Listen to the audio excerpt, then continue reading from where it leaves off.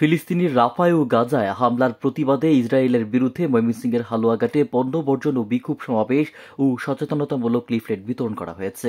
বুধবার পৌর শহরের কেন্দ্রীয় শহীদ মিনারে বাংলাদেশ মানবাধিকার পর্যবেক্ষণ হালুয়াঘাট উপজেলা শাখার আয়োজনে এ কর্মসূচি পালন করা হয়। এ সময় ইসরায়েলি পণ্য রাস্তায় ফেলে আগুন ধরিয়ে দেয় বিক্ষুব্ধ জনতা।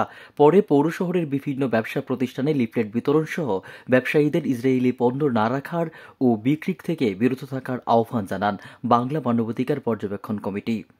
এ সময় কমিটির সভাপতি সুমন আহমেদ, সাধারণ সম্পাদক রুবেল মিয়া, সদস্য রাকিব হাসান, তারেক রহমান সহ অন্যান্য সদস্যরা এ সময় উপস্থিত ছিলেন। ফিলিস্তিনিদের উপর বর্বর ইসরায়েলেরা যেভাবে আগ্রাসন চালাচ্ছে, সারা মুসলিম বিশ্ব আজকে এক কাতারে দাঁড়িয়েছে। আমরা বিশ্বাস করি মহান আল্লাহ তাআলা এই ফিলিস্তিনিদেরকে একদিন উদ্ধার করবেন।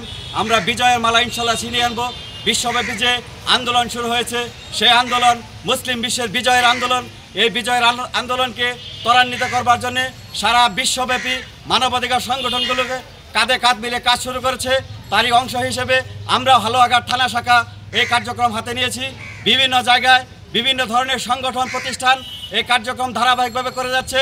আমরা বিশ্বাস করি অর্থনৈতিক শক্তি যদি ধ্বংস করে দেওয়া যায় তাহলে যে কোনো জাতি ধ্বংস হয়ে যাবে। এই জন্য আমরা সকলে ইসরায়েলি পণ্য বর্জনের মধ্য দিয়ে তাদের অর্থনীতিকে ধ্বংস করার এই প্রয়াস চালিয়েছি। আপনারা সকলেই ঐক্যবদ্ধভাবে এই আন্দোলনে শরিক থাকবেন, আপনারা জিহাদের অংশীদার হবেন। হালুয়াঘাট থেকে এম এ খালেকের রিপোর্ট।